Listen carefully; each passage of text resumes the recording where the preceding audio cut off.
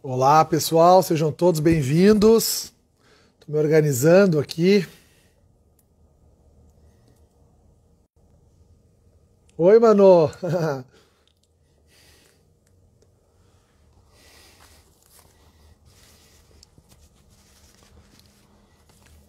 Olá, Pamela, Andréia, sempre presente, né?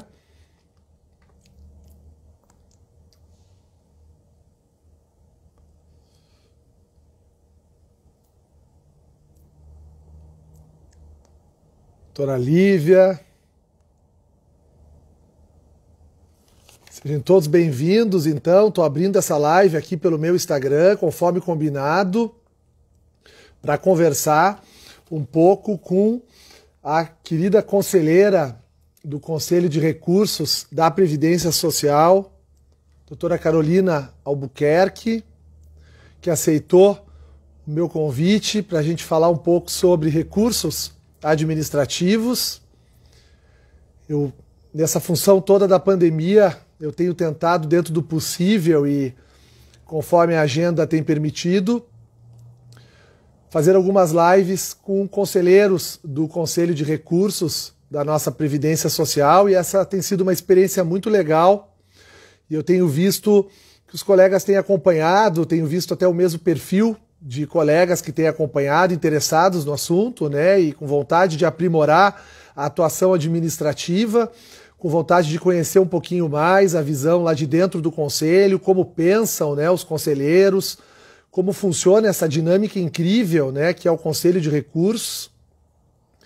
E tem sido muito bom, eu tenho aprendido muito e tenho a impressão que todos que têm acompanhado aí têm tido a oportunidade também de conhecer muitas coisas novas e que a gente não fica sabendo aqui do outro lado do balcão, né? E esse é o objetivo hoje, né, com a doutora Carolina, justamente a gente tentar e levantar mais algumas questões nesse final de 2020, deixar tudo preparado também para 2021 seguir com esse projeto de trazer, sim, os conselheiros para a gente poder conversar. A gente vai descobrindo, assim, pessoas fantásticas dentro do Conselho, algo que anteriormente à pandemia era muito mais difícil, né? Acho que vocês todos vão concordar. A gente não tinha o mesmo acesso que a gente tem hoje, as pessoas como um todo, né? Então, dentro dos aspectos positivos, talvez, dentre muitos negativos, talvez o aspecto positivo, né, dessas nossas conexões, dessa nossa vida digital, tem sido, sim, poder aproximar pessoas que até então seria muito difícil, né, de estarem próximas, né? Então, a doutora Carolina já está aqui presente, eu já vou chamá-la para a gente aproveitar o melhor possível.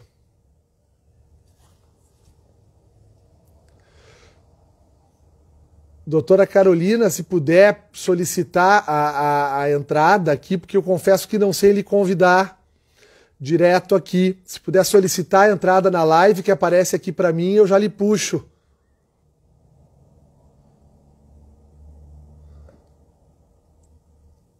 A barbaridade, a gente faz 300 mil lives e... Aqui, pronto.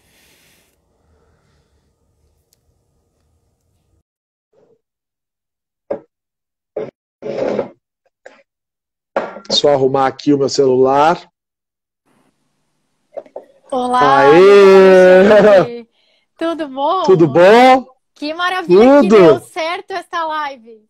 Quase que a gente não consegue terminar 2020 sem fazer essa live tão especial. Eu já agradeço aqui, já tô vendo muita gente estava ali escutando e concordando com tudo. Obrigada. Tá certo. Dá para me ouvir bem? A imagem tá boa? O som tá bom? Tá tudo perfeito. Lhe escuto super bem, lhe vejo bem também. Que Não sei se me escuta bem. Perfeitamente. Eu já quero agradecer o seu respeito com o nosso trabalho dentro do Conselho. A audiência aqui de todos, já vi bastante gente conhecida que acaba, acho que sempre ouvindo a mesma coisa, porque eu tenho aproveitado a pandemia para a gente martelar ali alguns assuntos muito importantes. E como você mesmo falou, embora estejamos longe, mas a gente acho que nunca esteve tão perto. E eu acho que com esse espírito coletivo, doutor Alexandre, que a gente deve permanecer quando a normalidade voltar, né? Então, obrigada pelo seu respeito em relação ao trabalho dos conselheiros. Eu falo aqui por mim, né? Eu não estou representando nesse momento o Conselho de Recursos. Tudo que eu falar aqui vai ser uma opinião pessoal. Mas eu acredito que todos comungam do mesmo pensamento que o doutor é realmente o advogado que preza aí pelo nosso trabalho. Então, muito obrigada pelo convite, é uma honra e uma oportunidade muito grande para mim. Uma alegria fechar esse ano de lives aqui com o doutor, porque sou fã do seu trabalho. Que legal ouvir isso. Muito obrigado. Eu é que tenho a agradecer a aceitação do teu convite. Imagina. Eu sei da correria do trabalho de vocês, eu sei o quão pesado são as sessões de julgamento do Conselho, e eu sei também de todo o teu trabalho para além dos julgamentos, o trabalho belíssimo que vem fazendo aí nas redes. A escola do Conselho de Recursos, que evento fantástico que vocês montaram. Eu acompanhei. Extraordinário, extraordinário. O Conselho... Eu sou suspeita, né, para falar, mas eu também me sinto muito honrada, é algo inédito. E agora os trabalhos vão continuar, vem muita novidade por aí. Quem ainda não acompanha, siga a Escola do CRPS, tanto no YouTube como no Instagram. E até tem lá um canal, um link para o advogado se manifestar, os assuntos que sejam interessantes, que às vezes não tem tanto contato, para que a escola faça cursos que atinjam não só a comunidade, mas também os advogados, já que estão aí trabalhando na área. Então, uma oportunidade muito grande, há uma aproximação muito grande. Isso a gente também deve muito, doutor Alexandre, essa visão do nosso presidente. Eu faço aqui assim as honras, doutor Marcelo Bórcio, toda a equipe, não só ele, mas ele carrega esse espírito aí de levantar o conselho. A gente mudou realmente a visão, acho que está subindo cada vez um degrauzinho em relação a fortalecimento, né, do nosso trabalho dentro do CRPS. Eu vi esse link para os advogados poderem trazer uma opinião sobre algum assunto, porque teve um evento até recentemente que foi divulgado sobre os agentes nocivos. Era exclusivo. E aí eu até era exclusivo, né? E aí chegou um e-mail na minha caixa de entrada, agora, semana passada, para mim opinar se eu teria interesse que esse evento fosse feito, né, para os advogados também. Imagino que todos que têm manifestado interesse, têm seguido a escola, receberam esse e-mail também. Sim, que demonstra uma gestão realmente preocupada, né? A gente tem notado isso, né? Eu sempre digo que o Conselho tem tido excelentes presidentes, né? Eu tenho tido a oportunidade de conviver com alguns deles, a doutora Ana Cristina, por exemplo. Extraordinária também. Extraordinária, né? Mas na gestão do doutor Marcelo, e claro, isso é sucedâneo, cada presidente novo vai trazendo coisas novas, né? E eu tenho visto essa preocupação realmente em democratizar o acesso, né, em trazer o conselho mais próximo da advocacia, mais próximo do Poder Judiciário, né? E aquele evento foi muito, muito, muito pertinente. Inclusive, eu gravei um vídeo, um áudio, na verdade, logo quando terminou o evento, recomendando que as pessoas seguissem a escola no YouTube, pela quantidade de informações importantes que vocês estavam inserindo ali, né? A gente agradece muito e eu digo que eu entrei no conselho final de 2015. Eu entrei como conselheira de uma Câmara Adjunta da CAGE, que foi extinta, e fui remanejada para uma adjunta da Junta, né, do Paraná. Então, a minha junta, eu estou em Santa Catarina, mas a minha junta é do Paraná. E a gente vê, assim, um crescimento exponencial do fortalecimento do conselho perante aí a comunidade jurídica e até pela cultura da desjudicialização, né? É importante que os advogados saibam e tenham estratégia para utilizar dessa via, né, da via recursal. Eu, por exemplo, doutora Alexandre, eu já fui advogada previdenciarista, sei bem a luta, o que é ser um advogado previdenciarista, sou ainda advogada civil, mas eu naquela época lá, e aqui já vou entregar até a idade, porque já faz muito tempo, eu nem sabia da existência do conselho. Olha só, a diferença é que a gente tem hoje o acesso à informação. Naquela época não tinha nem Instagram, então é tudo... A mídia também, a mídia social acho que traz essa proximidade e é uma oportunidade de a gente estar mais perto, né? Então eu fico aqui à disposição. Talvez assim, se alguém tiver alguma dúvida, obviamente que não de caso concreto, e quiser tirar aqui, não vai dar tempo, talvez pelo horário, me procure na minha rede social ou também mande a sua dúvida pelo Instagram da escola do CRPS, que eu tenho certeza que vai ser sanada, alguém vai ajudar, porque é esse o intuito. Que legal, que bacana. Eu fico muito feliz e muito honrado e muito agradecido por tu teres aceitado o convite.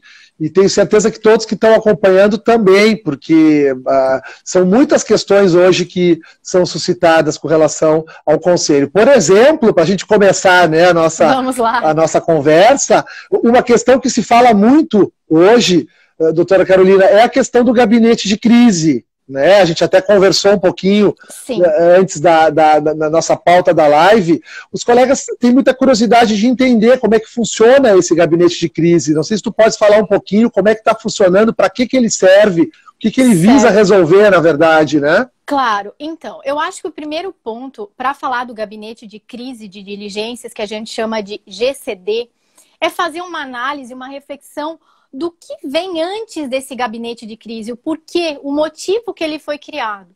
A gente vem aí, de conhecimento geral, fechamento de agências do INSS, servidores se aposentando, né? Cada vez mais temos menos servidores nas agências, o atendimento remoto, reforma da Previdência, que o sistema não estava adequado, e aí eu sempre digo que com pá de cal vem a pandemia, o que dificulta sobremaneira o INSS cumprir as diligências solicitadas pelo CRPS. O gabinete de crise ele foi criado, doutor Alexandre, com a intenção do CRPS, eu diria assim, avocar funções que até então eram do INSS.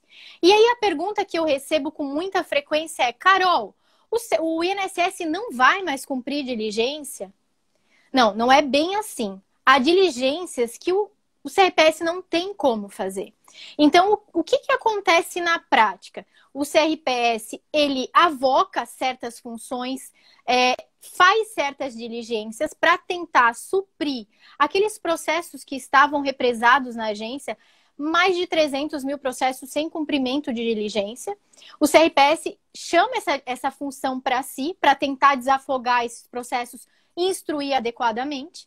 E aí se cria o gabinete de crise de diligência, que são hoje 5 coordenadorias no Brasil todo. Está sendo criada uma 6ª. Inclusive o Paulo Vitor, que é meu presidente de composição, esteve aqui contigo.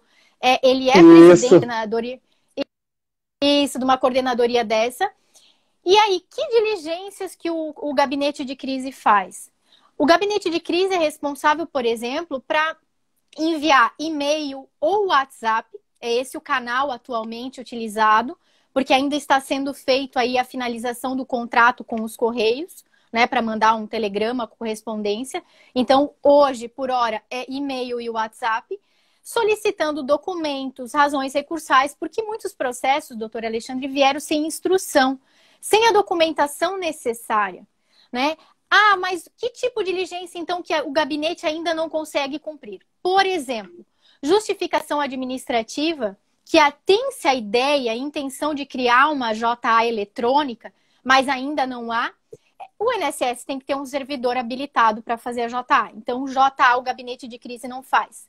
Pesquisa externa, que é necessário que um servidor vai até a empresa, por exemplo, se for a finalidade da pesquisa externa. Também o INSS que tem que ainda fazer. Emissão de guia para pagamento de valores retroativos. O CRPS também não tem essa competência. Então, eu diria que essas três diligências, esses 3 exemplos, ainda não o gabinete de crise não supre. E aí eu digo que eu poderia dar uma primeira sugestão para os profissionais que estão nos ouvindo aqui. O que eu vejo com muita frequência, processos de benefício por incapacidade. Isso é muito comum, doutor Alexandre, os processos virem para o conselho com as razões recursais, feitos recursos por advogado, em que ele fala que a incapacidade, por exemplo, permanece após a DCB daquele benefício. Ele está solicitando uma prorrogação. Porém, o advogado não junta naquele momento documentos comprobatórios de que aquela incapacidade persiste. Um atestado, receita médica, exame, qualquer documento que comprove, de fato, a permanência da incapacidade laborativa. Já faço o primeiro pedido e a primeira sugestão. Não permita que o gabinete de crise tenha que solicitar esse documento do seu cliente. Se adiante e junte no recurso essa documentação, porque você vai estar aí acelerando o julgamento, né? E eu digo facilitando a análise do conselheiro relator. Então, assim, de um modo geral, essas seriam, acho que, as considerações mais importantes em relação ao GCD. Mas se tiveres mais alguma dúvida, algum outro esclarecimento que eu possa sanar, eu fico à disposição. Não, excelente. A doutora Lívia até comenta ali aqui nos comentários que uma justificação administrativa eletrônica seria praticamente um sonho, né? E eu não tenho dúvida que seria um sonho maravilhoso a gente conseguir, né, fazer uma JA eletrônica, mas, enfim, muitos sonhos a gente tem visto serem concretizados, né? Sem dúvida, na minha opinião, essa questão da prova é um dos aspectos mais importantes e penso que para o conselheiro de junta isso deva ser muito relevante porque é muito da vocação da junta de recursos fazer esse controle no INSS, né? Quando o INSS deixa de cumprir o seu dever, né, de instruir o processo, de buscar o documento da empresa, de fazer a solicitação por carta para o órgão público, de consultar o banco de dados, e até mesmo, sendo um pouco mais arrojado, né, o perito indo fazer uma vistoria técnica para verificar se o PPP realmente está incorretamente preenchido, e a gente sabe que é justamente aí que nasce, né, a propositura da ação judicial. Aí é que muitos advogados acabam se afastando muitas vezes, porque ainda tem muita dificuldade nessa questão, salvo quando, obviamente, utilizam o processo judicial, mas aí eu acho que foge do propósito, a gente não quer que isso aconteça, justamente. Quando utilizam mandados de segurança, né, justamente para forçar determinadas providências, que me parece que também não é o melhor caminho. Até queria saber a sua opinião sobre isso, como que o conselheiro do Conselho de Recurso dialoga com essa história agora do mandado de segurança, porque isso está se tornando meio pandêmico, né? O pessoal, os advogados têm utilizado muito o mandado de segurança, ou não? Então, doutor Alexandre, eu diria que se instalou, infelizmente, a cultura do mandado de segurança. Eu entendo e tenho empatia e me coloco aqui na posição de advogado. Como eu disse, eu já fui. A gente sabe o que é o dia a dia de um advogado. É difícil. E às vezes no desespero e naquela ânsia de querer resolver o problema do seu cliente, ele acha que a única solução é a impetração do mandado de segurança.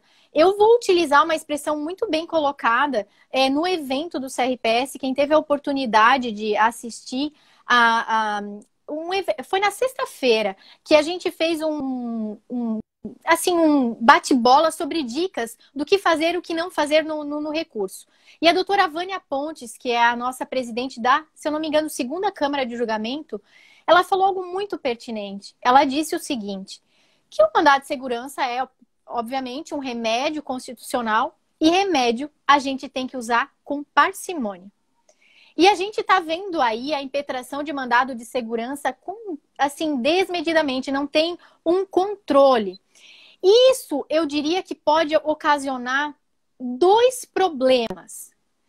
O primeiro deles, que é o mais corriqueiro. O juiz oficia o conselho, né? Esse ofício vai para o conselheiro relator. E esse processo, por exemplo, ele já estava no meio da instrução. o conselheiro já tinha baixado o julgamento, solicitado uma diligência, que seria crucial para o deferimento do benefício. Vem aí um deferimento de uma liminar de um mandado de segurança, por exemplo. O conselheiro ele tem aí dias, 5, 10 dias, às vezes 72 horas para julgar, sob pena de responsabilização. E ele vai ter que julgar segundo o nosso regimento, que é a portaria número 116 de 2017, para quem não ainda tem contato, né, do antigo Ministério do Desenvolvimento Social e Agrário. O regimento diz que o processo vai ter que ser julgado no estado que se encontra se aquela diligência não foi cumprida. Nesse sentido, um benefício que poderia ser deferido, um processo que poderia ser resolvido na esfera administrativa, em razão desse mandado de segurança, o conselheiro não tem como subsídios para poder analisar e conceder. Analisar, ele vai até analisar, mas ele não tem como conceder. Então, esse é o primeiro problema. O que poderia ser resolvido na esfera administrativa, que eu digo sempre que o conselho é uma instância a mais, é uma chance extra que esse segurado tem ao invés de ajuizar uma ação. Segundo problema, doutor Alexandre, nós trabalhamos com processos em ordem cronológica. A partir do momento que esse mandado de segurança, esse ofício vem para o conselheiro, eu vou te dizer que hoje ainda recebi um, amanhã cedo ou acabando aqui eu vou ter que fazer. Eu paro tudo que eu estou fazendo, aqueles processos que estavam em ordem cronológica não vão ser julgados, porque eu tenho que abrir espaço para aquele mandado de segurança. Então isso atrasa o trabalho. Eu entendo, como eu digo, eu me coloco na condição aí de profissional, de advogado, que às vezes o desespero é tamanho que só se encontra a solução no mandado de segurança. Mas colegas, analisem bem o caso, se talvez um e-mail para a unidade julgadora, seja junto à Câmara onde o seu processo se encontra, já não resolveria o seu problema. Porque a gente vê cada vez mais um aumento de mandado de segurança semanalmente. É uma quantidade, eu diria assim, absurda de mandados de segurança que a gente tem recebido no CRPS, e isso tem atrasado sobremaneira os processos que a gente está julgando. E aí vem a estratégia que eu digo da ação. Avalie se aquele caso vai ser julgado favoravelmente no judiciário. Porque a partir do momento que você tem uma decisão administrativa aqui de última e definitiva instância, você só vai se socorrer ao judiciário. Porém, a gente sabe que em muitas situações as decisões administrativas são muito mais favoráveis ao segurado do que as decisões judiciais. Então, às vezes, você está desperdiçando uma chance sem tentar pensar numa estratégia para aquele caso.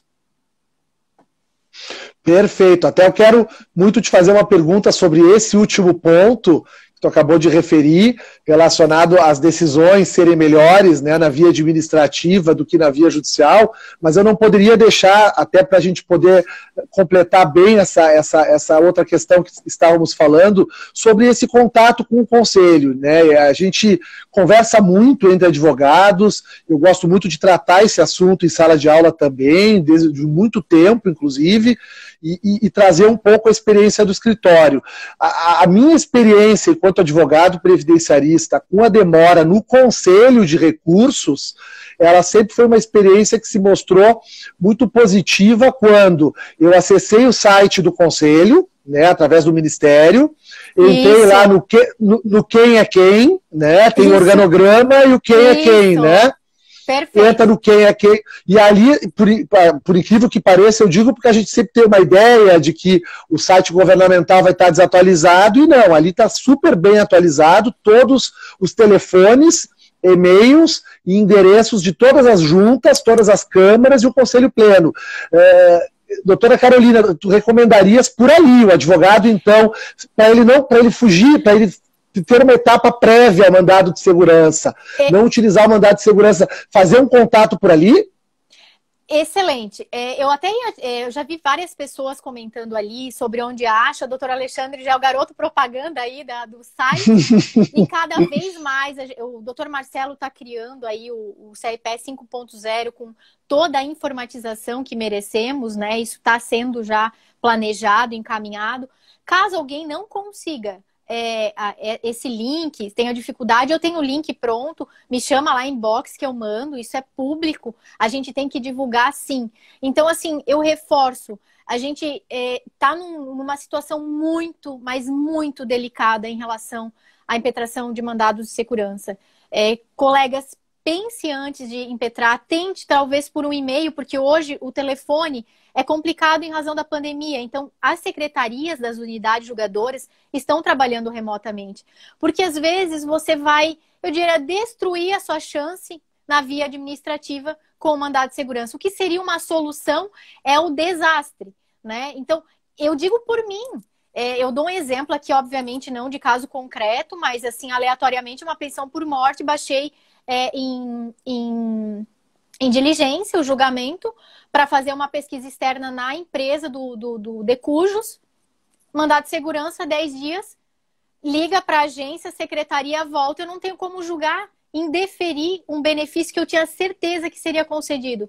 Quem diz que no judiciário o juiz vai ter o mesmo, de repente, pensamento dos julgadores? Porque quem não tem ainda a oportunidade de trabalhar na via administrativa recursal, cada composição de julgamento é formada por representantes de toda a sociedade. O doutor Alexandre, que já é aí expert na via administrativa recursal, pode ser provar que essas decisões são mais próximas à realidade do segurado, que às vezes no judiciário não se tem.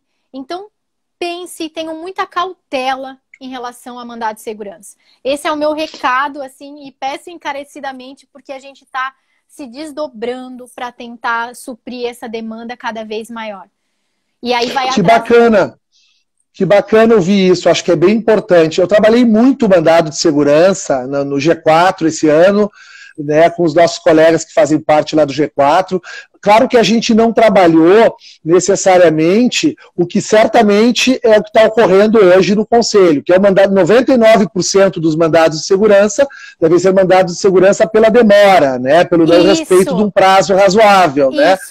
Isso mesmo. A gente trabalhou muito mandado de segurança para outros atos ilegais, mas não do Conselho, sempre, obviamente, do INSS. Agora, a gente sabe que o grande problema que se vive hoje nos mandados de segurança é a questão realmente da demora. E a gente sabe que o mandado de segurança é uma medida muito enérgica, ela realmente, o prazo é curto, quer dizer, não é uma entidade que é impetrada, é uma pessoa que não quer ter problemas, né? É muito delicado. Tem que ter muito bom o teu recado, eu acho bem relevante aqui nessa live, né?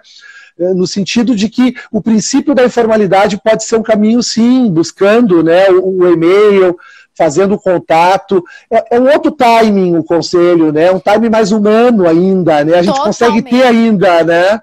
Totalmente. Isso é muito bom, né? Isso é muito bom. Eu digo que eu sou suspeita, porque quando vou me apresentar, eu sempre digo que faz lá aquela apresentação, eu digo, sou apaixonada pelo direito previdenciário, entusiasta do CRPS, eu acredito no nosso trabalho, né? Eu sei o quanto eu e os conselheiros que eu conheço fazem um trabalho sério, então eu tenho que realmente levantar a bandeira, mas a gente sim está num momento muito delicado e um dos problemas enfrentados é, de fato, a impetração de mandado de segurança, assim, sem medida, sabe? Então, só um pouquinho mais de calma. Eu peço, assim, para os colegas advogados que analisem bem antes de impetrar se isso vai ser bom ou ruim para o seu cliente. Excelente, excelente, excelente. Agradeço muito bom ouvir isso de uma conselheira, né, do CRPS. Mas eu tinha te comentado antes que eu queria muito explorar um pouquinho contigo essa questão das decisões. E, na verdade, uma das questões que me inquietam muito no Conselho de Recursos diz respeito ao quê? Ao fato de que os advogados estão usando mais o Conselho, não há dúvida, hoje os colegas conhecem mais o Conselho, mas quando a gente entra, por exemplo, em embargos de declaração, revisão de acórdão, incidente de uniformização de caso concreto, quando a gente entra em outras modalidades recursais, que são diferentes das clássicas, né, que seria talvez o recurso ordinário para a junta, né, e o recurso especial para a Câmara de Julgamento, o desconhecimento é geral. né? Os colegas não conhecem muito essa sistemática. Claro, isso tem uma razão de ser, né? Apesar de a gente estar aqui falando sobre o mandado de segurança, ó, calmem, vamos cuidar, porque realmente está excessivo. Claro que a gente sabe que por detrás disso tudo tem um sintoma, quer dizer, sim, a estrutura ainda não é ideal, tem problemas políticos que a gente sabe que vão além do presidente do conselho, que vão além dos conselheiros, que são históricos, inclusive, dentro da estrutura, mas talvez esse seja uma das razões pelas quais os advogados ainda não manejem muito todo esse cabedal de alternativas, né? Explorar as resoluções, os pareceres da consultoria jurídica dos ministérios, os enunciados. Se pudesse falar um pouquinho sobre isso, assim, como é que isso chega na junta? Os advogados estão embargando de declaração, ou isso não acontece? Seria muito bacana ouvir um pouco sobre isso. Eu vou dizer, só quero agradecer ao doutor Fred de novo aqui. Acho que ele já não me aguenta mais falar, doutor Fred, porque ele sempre está presente. Obrigada de coração, doutora Luciana. Grande Fred. Doutor Maurício, muito obrigada. Desculpa, mas eu falo bastante, doutor Alexandre, e não me concentro ali. Eu gosto de falar. E vamos Fique à vontade. A gente quer lhe ouvir. Estou cuidando do horário. Vamos lá. A gente estava falando... Estou cuidando aqui também. Então, o doutor começou a falar sobre embargos, revisão.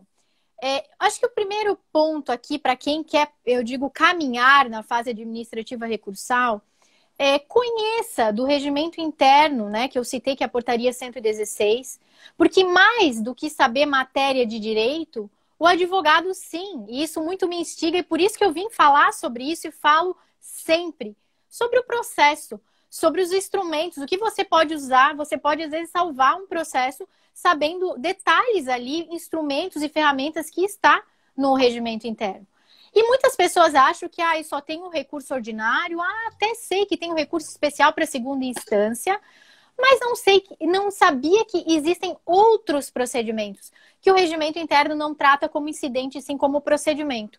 Eu poderia aqui falar dos embargos de declaração, que aí vem uma diferença em relação ao Poder Judiciário. Já primeiro ponto, prazo. São 30 dias para oposição de embargos, né? Por similaridade ao Judiciário, aí quando houver omissão, contradição, ambiguidade. Ainda quando houver um erro material, que seria, de repente, um erro de grafia, de digitação, ele pode ser oposto os embargos para erro material a qualquer tempo, né? Olha só, lá no Judiciário a gente tem 5 dias. Diferente aqui da via administrativa. Olha a diferença. Por isso que é importante que o advogado conheça essas nuances do processo administrativo. E aí eu diria que também tem um procedimento muito diferenciado, que é a revisão de acórdão. A revisão de acórdão, ela não só é possível ser suscitada pela parte no processo, né, ou pelo INSS, ou pelo segurado, como também a própria unidade julgadora que emitiu aquela decisão, o conselheiro, o relator, ele pode rever a sua decisão de ofício, né, o procedimento hoje chamado revisão de acórdão, enquanto não ocorrer o prazo decadencial. Então, nós temos aí 10 anos. Né? Isso também gera um pouco de insegurança. Quando que se pode suscitar a revisão de acordo? Quando há, por exemplo, uma infringência de lei ou decreto, e aí a gente tem esse dispositivo em respeito ao princípio da legalidade. Não adianta o advogado, aí vem a estratégia, se aventurar com uma revisão da vida toda, por exemplo, né? No processo administrativo, um exemplo que eu dou, ou ainda quando infringir ou violar um enunciado, que eu sou fã dos enunciados. Inclusive, fiquem atentos aí à escola do CRPS, eu não posso falar muito, mas logo vem novidades em relação aí aos enunciados, né, para fazer uma divulgação dos enunciados. Por quê? Quem não conhece, se atente, os enunciados também estão dispostos lá naquele site que o doutor Alexandre comentou. Se alguém precisar, eu passo o link. Nós temos 16 novos enunciados que foram publicados no dia 12 de novembro do ano passado. Cada enunciado é separado por inciso e por temática. Por que a importância de você, advogado que milita aí na área do direito do processo administrativo previdenciário, saber dos enunciados? Porque o contido no enunciado, ele vincula o conselheiro na sua decisão. Então, ao invés de, às vezes, o advogado colocar lá, doutor Alexandre, que é muito comum, 20, 30 laudas de jurisprudência do Poder Judiciário, ele resolveria com a citação de um enunciado.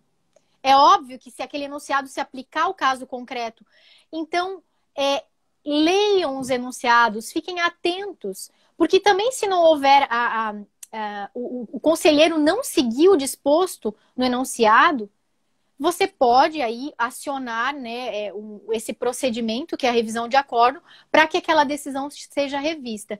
Então, é muito importante conhecer de todas essas ferramentas que vocês têm em mãos para transitar e caminhar na via recursal. Então, doutora Carolina, deixa eu ver se eu compreendi bem para a gente esclarecer para os colegas. Se eu for procurado por um cliente em que o processo já está baixado, já se encerrou o processo no Conselho de Recursos, e eu faço uma pesquisa e constato, por exemplo, que a decisão da junta infringiu um enunciado do Conselho e eu estou dentro do prazo decadencial de 10 anos... Isso. Né, eu posso fazer o protocolo de uma revisão de ofício para que seja revisão de acórdão, né? Revista. Para que seja revista, Isso. reanalisado com base no princípio da legalidade. Então eu consigo reesquentar aquele processo, digamos assim, e obviamente que, uma vez reconhecido o direito, a possibilidade da definição da data de início do benefício na data de entrada do requerimento. Né? Sim, que eu digo sim? Sim, só que agora a gente só tem que tomar cuidado. Isso é muito importante para os advogados, né? Por isso a pergunta. Sim, a questão da data do início do benefício do pagamento já me dá até um calafrio quando a gente fala disso, com as alterações trazidas pelo decreto 10.410, né? Eu digo que isso foi assim um retrocesso, mas até não sei se a gente consegue ainda falar sobre isso. Claro, até é uma das perguntas também, já vamos misturando e vamos construindo, não tem problema. Alguns colegas me perguntam, né, alguns alunos em sala de aula, Alexandre, me diz uma coisa, e essas alterações agora do decreto, como é que vão ficar? Vão ser aplicadas pelo Conselho de Recursos, o Judiciário? Qual é a tua opinião? Aí eu respondo, né, provocando da seguinte forma, eu digo, olha, os conselheiros estão adstritos à lei, não a regulamento. Então, se eles quiserem, eles não aplicam. Eles podem não aplicar por entender que ofende a lei do processo administrativo, ou o próprio princípio da proporcionalidade, porque eles podem aplicar a Constituição, né? Eu estou brincando, claro, né? E, apesar de estou brincando de uma coisa que é verdadeira, né? Mas a gente sabe da limitação do trabalho de vocês aos enunciados, às súmulas, a consultoria. Então eu te pergunto, o Conselho de Recursos deve aplicar, vai aplicar o entendimento de que não apresentada a documentação correta no momento do requerimento, a data de início do benefício vai fixada no momento da apresentação? Eu vou te dizer assim que é uma pergunta muito espinhosa e muito delicada. Sim, eu sei disso, disso. Então, eu digo que para essa pergunta até utilizar aí como escudo protetor a Lei 9784, que regula os processos administrativos no âmbito da administração pública federal. Né? Eu acho que tem aí uma proteção da lei ainda 9784 em relação a isso. O que eu diria? Eu não peguei nenhum pedido posterior a 30 de junho desse ano, depois da publicação do decreto. Né? Particularmente, né, estou falando agora a minha opinião, como eu disse, eu acho que o decreto, nesse sentido, ele extrapolou aí o seu poder regulamentar. Eu encaro isso como um retrocesso, porque eu sempre digo que há duas cerejas no bolo no processo administrativo. Aquilo que faz brilhar os olhos é a juntada de novos documentos até antes do início da sessão de julgamento, né? E a busca da verdade real, que é você instruir o processo até você ter um processo bem instruído e poder julgar adequadamente, diferente do Poder Judiciário.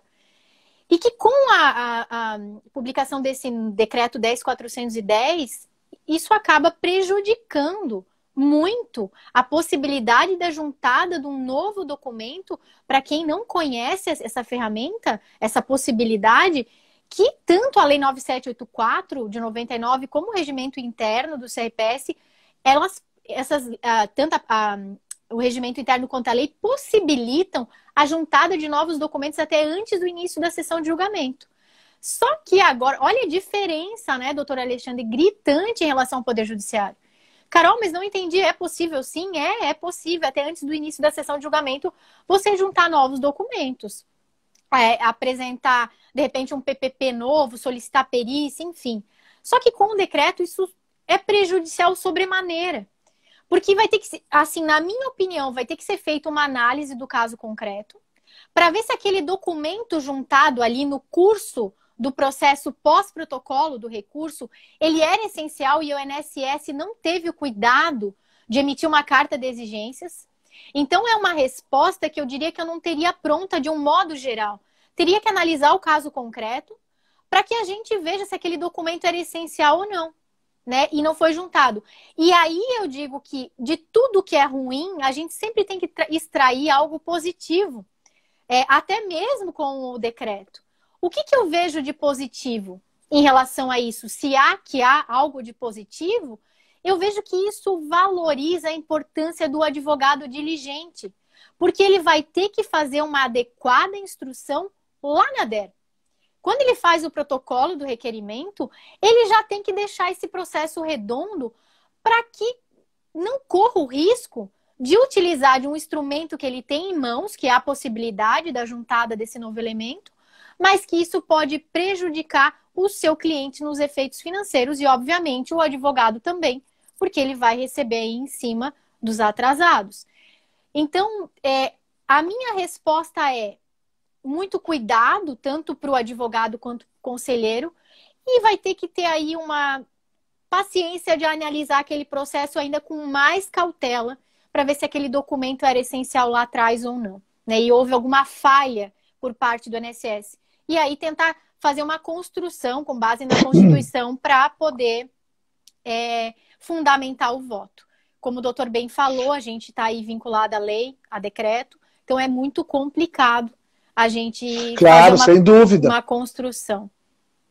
Agora, esse assunto é um assunto que ainda vai correr muito. Eu acho que esse assunto a gente precisa ver também a forma como o judiciário vai recepcionar ele. Sim. Eu tenho a impressão que esse assunto ele deve ser discutido a nível até de turma nacional de uniformização, porque agora com as mudanças no decreto e com essa lógica governamental, né, de justamente restringir algumas questões, restringir esse perfil do processo administrativo, que é um perfil de indúbio pró-assegurado, um perfil de dever instrutório para o INSS, né, um perfil que talvez a nível governamental isso seja encarado como um fenômeno que possa encarecer o processo ou aumentar a judicialização, mas a gente sabe que não é bem isso, porque na verdade a hipossuficiência de segurado ela está sempre presente. Ele pode ser eu sempre digo isso, ele pode ser um cidadão, um advogado, ele pode ser um juiz, ele vai pedir a sua aposentadoria, se ele não é da área da Previdência, ele não sabe o que é DER, o que é DIB, o que é RMI, o que é mensalidade reajustada. Quer dizer, a hipossuficiência técnica ela nunca é afastada na área previdenciária. Então, realmente, eu acho que a gente precisa ver como os próprios tribunais, né, judiciais, né, o Poder Judiciário também vai encarar tudo isso e ver como é que vai terminar essa questão, porque, inclusive, já tinha um projeto, tem um projeto de lei que está tramitando, se eu não me engano é o PL 6160, que já previa esse tipo de alteração, né, a restrição do pagamento, a restrição da definição da data do início do benefício na mesma data de entrada do requerimento, quando a postura do segurado não foi de apresentar, né, ao servidor a documentação, né? Então eu acho que esse assunto tem muito ainda a ser discutido, né? Ele é muito, muito caro, né? Inclusive, além dessa situação da juntada do novo elemento, eu acho que outra sugestão para o advogado aí fazer uma petição informando que de repente não tem aquele elemento no prazo, porque senão vai ser também não julgo mérito. Olha só, é um retrocesso, na minha opinião pessoal, obviamente, aqui eu falo por mim, muito grande, que a gente tem que tomar muito cuidado. Então, assim, eu não tive ainda recursos para fazer análise posteriormente à data, né, da publicação do decreto. Então, também para a gente vai ser, assim, a gente vai ter que ter muita cautela para analisar, né?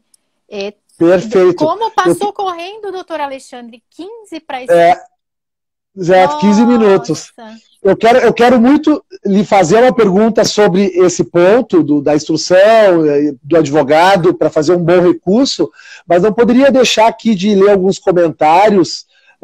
O doutor Wilson Fontoura faz um comentário muito...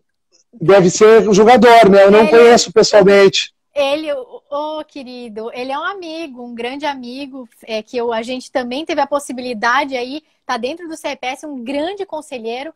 Ele tem um canal no YouTube a gente faz discussões sobre a parte dos recursos, tá aí ele. Obrigada, Wilson. Que legal. Eu achei muito pertinente o comentário dele, referindo que os advogados usam e muito os embargos, mas na verdade buscam rediscutir mérito, o que é vedado no regimento interno. Verdade. Isso atrasa o trâmite e retira o foco do processo administrativo, que é a eficiência. Perfeita colocação. Obrigada pela complementação. A gente quer falar tantas coisas, mas esse detalhe é bem importante. Obrigada. Bem importante, né? O Augusto presente, Rejane, doutora Ana, Roseli, vários colegas presentes. Olha, o doutor Wilson tempo aqui para gente falar. O doutor Wilson também comentando, o conselheiro é proibido pelo regimento interno de declarar inconstitucionalidade de normas. Sim. Né? Deu uma resposta bem clara para mim aqui, né? Doutora Luciana Farias. Grande que amiga, bacana, Lu. vários colegas. Obrigada, Lu. Vários Obrigada colegas. pela presença. Maurício, doutor Maurício, também falamos bastante sobre a revisão de acórdão recentemente. Doutor Maurício é um grande amigo que a pandemia me trouxe, né? A gente tem a oportunidade de conhecer pessoas maravilhosas. Doutora Thaís, obrigada. Doutora Michele, muito obrigada. Mas vai lá, doutor Alexandre. Deixa eu lhe fazer uma pergunta final. O tempo é sempre curto, né? Mas está sendo maravilhoso, muito bom a gente conversar e já levantamos pontos muito importantes aqui. Não poderia deixar de lhe fazer uma pergunta, até pela forma como a gente conversou antes dessa live, e eu pude ver que muito do teu perfil, no sentido assim de orientar os advogados a fazerem o correto. Né? Então, se pudesse falar um pouquinho para nós, assim, na tua visão, quais dicas, como julgadora, como conselheira do CRPS, você daria para os advogados para que eles possam interpor um bom recurso? O que o advogado não pode falhar, o que o advogado não pode esquecer? Eu acho que a gente finaliza muito bem com esse assunto que é prático, mas ao mesmo tempo assim, muito, muito atual, né? Porque os advogados têm muitas dúvidas. Quais documentos, o que alegar, para não precluir a matéria. Se puder dar uma visão geral, seria ótimo. Claro, eu acho que o primeiro ponto a gente poderia falar antes de interpor o recurso. Estude, leia o regimento interno, a Lei 9784. Claro, você tem que entender da matéria de direito, mas fique atento a essas nuances do processo administrativo. Os enunciados, como eu bem falei aqui, assim, coloquei muito incisivamente, que vinculam o conselheiro, né? Analise se tem pedido um requerimento anterior. Às vezes o cliente procura esse advogado e o advogado nem se atenta que tem um requerimento anterior. O que eu vejo com muita frequência? O advogado, ele não consegue fazer em tempo hábil o pedido de fotocópia daquele requerimento anterior, que lá tem provas. Por exemplo, um pedido de reconhecimento de atividade rural ou de enquadramento de atividade especial, que lá naquele requerimento anterior tem um PPP, tem um documento do marido, do pai, da mãe, enfim, no caso do rural, que ajudaria aquele segurado. E aí o que ele faz? Ele coloca esse pedido no recurso. Tudo bem, o conselheiro vai fazer esse pedido. Só que isso, doutor Alexandre, pode atrasar muito, meses, o julgamento.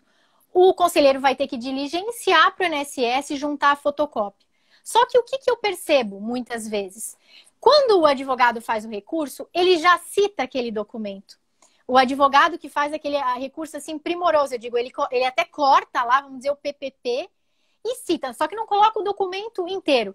Se deduz que ele tem o documento com ele. Então, se adiante, já junte aquela documentação que você vai adiantar o julgamento. Outro ponto muito interessante, veja se o seu cliente já ajuizou alguma ação judicial com o mesmo objeto do recurso administrativo. Para quem ainda não sabe, tanto a Lei 8.213 como o decreto, assim como o regimento, dizem que se o segurado interpõe um recurso com o mesmo objeto da ação judicial, há uma renúncia tácita. Então, esse recurso não vai ser conhecido, porque a decisão administrativa ela não pode se sobrepor à judicial, a fim de evitar aí uma decisão conflitante. Mas o que acontece na prática? Às vezes, o segurado tem uma ação judicial de objeto diverso daquele recurso interposto. Porém, o conselheiro não consegue, nos sítios dos tribunais, encontrar documento que comprove que o objeto é diverso. Advogado, se adiante e junte essas peças que comprovam... Essa dica é muito importante, né? Muito importante porque não vai conseguir saber exatamente o que foi tratado no processo e não raras vezes não é o mesmo objeto, né? Sim, e aí às vezes o que acontece? A gente tem a obrigação de diligenciar, vai lá, intima o advogado, o segurado, enfim, para juntar essa documentação que retarda assim muito o julgamento. Outro ponto muito interessante, advogados, olhem o CNIS do seu cliente. Eu vejo com muita frequência, doutor Alexandre, pedidos. Vou dar um exemplo aqui, estou cuidando do tempo. O advogado interpõe um recurso que o objeto desse recurso é meramente lá o enquadramento de um período especial. Porém, em razão do efeito devolutivo, né, a gente tem que fazer análise completa desse processo. E eu observo muita frequência períodos extemporâneos sem data fins que não foram considerados para efeito de cálculo lá de tempo de contribuição, carência, que o advogado não se atentou que aquilo ali poderia fazer diferença, de repente, caso aquele período que ele requereu não fosse enquadrado. Já junte documentação comprobatória. Eu sei que é difícil para o advogado, às vezes, pedir retificação no CNIS, que leva muito tempo. Mas já junte a documentação paralelamente, né, ao recurso, para que você consiga, às vezes, salvar aí esse processo, não com aquele pedido objeto do recurso, mas com outro que você nem imaginava, né, que poderia salvar o processo. Então, CNIS, documentos de outros requerimentos, ação judicial. Outra sugestão aqui muito prática, faça aí, por exemplo, juntada de documento rural data a data, por ordem cronológica. Às vezes são documentos antigos, velhinhos, que quando escaneia, você não consegue encontrar lá a informação que o segurado era lavrador, por exemplo. Circule, parece uma coisa tão simples, mas que vocês não fazem ideia o quanto isso agiliza o julgamento. Porque a gente, às vezes, tem processos, doutor Alexandre, de 500 laudas. É muito tempo despendido em cima de um processo. E esse detalhezinho circulado, às vezes, aquela informação, faz total diferença. Advogados, se atentem quando escanear os documentos. Peguei um processo semana passada que a advogada juntou as guias, ela queria comprovar que a cliente dela pagou, juntou a guia da Previdência e colou em cima da guia um comprovante de pagamento já bem surradinho. Eu não sei... Não destacou? Não destacou o comprovante. E aí eu não sei nem que mês competência claro. Que se relaciona àquela guia. Já tive que baixar em diligência. Olha o tempo perdido. Eu digo assim, são cuidados que parecem muito bobos, simples, mas que de fato nos ajudam muito e agilizam o julgamento. Peças sucintas, queridos colegas, por favor, a gente pega aí peças de 20, 30 laudas. Quem sou eu para aqui estar dizendo como o advogado vai escrever? Cada um tem uma maneira, assim como eu gosto de falar muito, tem gente que gosta de escrever muito. A gente respeita, cada um tem um perfil, porém isso atrasa a análise do julgador. colar jurisprudência, sei lá, 10, 15 jurisprudências do judiciário, utilize os enunciados, que isso vai fazer diferença. Doutora Fernanda, print das telas. Isso, eu não sei nem o contexto que ela falou, mas eu já imagino. Eu adoro pegar recurso quando tem o printzinho lá da tela mesmo, ou do documento. Você já está analisando e vendo o que o advogado quer dizer. Então, pelo tardar do horário, eu acho que seriam essas as dicas. Ficou muita coisa que a gente poderia falar. Já me coloco à disposição. Essa é a minha última live aqui. Vou fechar com chave de ouro 2020. Que bom! Mas fico à disposição, né, para 2021. Quando quiseres me chamar, estou aqui à disposição, doutor Alexandre. Mas, doutora Carolina, para mim, essa última fala sua sobre as dicas para os advogados, para mim ficou muito claro um recado, que é o seguinte: o conselheiro lê as peças. Isso é muito importante, né? Isso é muito importante. Pode parecer que, né, uma brincadeira. Não, não. O conselheiro lê as peças. Porque, por exemplo, no âmbito do INSS, fica sempre o receio de que não vai ser lido. E normalmente não é lido porque tem os modelos que estão lá junto com a IN, o conselheiro usa os requerimentos padrões, as peças que são padronizadas. Os conselheiros não, os servidores usam as peças que são padronizadas. No judiciário, a gente sabe que o volume de demanda às vezes não permite que isso aconteça, e não raras vezes as nossas peças não são lidas. Eu recebi um recado, né, o conselheiro analisa e lê, e isso nos dá um poder enorme, né, nos nossos recursos, de a gente realmente ser o mais assertivo possível para facilitar o trabalho de vocês e ao mesmo tempo garantir o reconhecimento do direito. Sim, recebi dessa forma, E é uma forma amena até de dizer, porque assim, a gente lê à noite, às vezes de madrugada trabalhando. Aqui eu sei que todo mundo trabalha muito. Final de semana, e quando vocês vão entrar em recesso agora, a gente vai continuar trabalhando porque a gente não tem férias. O conselheiro presta serviço, então ele não tem férias. A gente tem muito cuidado. Vocês tenham certeza que o recurso que você interpor no CRPS, ele vai ser sim analisado com muito cuidado, muito zelo, muito carinho. Os conselheiros são sérios. A gente está fazendo um trabalho, eu digo, assim, desumano em relação a tudo isso que está acontecendo para poder suprir toda a equipe, né? É um conjunto de esforços. E eu fecharia, já estamos nos últimos minutos, dizendo que a gente continue com esse... Comecei falando sobre isso e gostaria de terminar com esse espírito coletivo e não achando, eu sempre falo, doutor Alexandre, ninguém está em lado oposto. Estamos todos do mesmo lado. A gente quer buscar aqui fazer valer o nosso papel social, porque a gente que trabalha com direito previdenciário, a gente tem a nossa função social muito forte, né? E fazer valer a escolha, porque a gente não escolheu estar aqui, a gente foi escolhido para trabalhar com direito social. Tenho certeza que todo mundo que está aqui são pessoas sensíveis às causas de pessoas menos favorecidas, né? E trabalham aí com muito carinho pelo que estão buscando, que é fazer justiça social. Então, fica aqui, assim, o meu recado, que a gente continue com esse espírito de coletividade, né? E para que a gente faça realmente diferença. Bacana. Que legal, bacana. Muito bom ouvir isso dos conselheiros e das conselheiras do Conselho. A gente vai aprendendo cada vez mais. Eu quero agradecer a todos que estiveram conosco aqui. A live vai ficar gravada, vou deixar ali no meu perfil, vocês podem consultar, né? E são muitos colegas que deixaram comentário, quero deixar um abraço em todos, né? E com certeza voltaremos, doutora Carolina, a conversar, porque foi muito bom aí, final de ano, todos cansados, mas foi muito bom a gente bater esse papo sobre o Conselho de Recursos. Obrigada. Muito obrigado. Eu que agradeço, assim, imensamente. Obrigada a todos vocês por terem paciência de me ouvir, nos ouvir, estarem aqui até agora. Fiquem com Deus, um bom final de ano a todos e qualquer dúvida estou à disposição. Um grande abraço.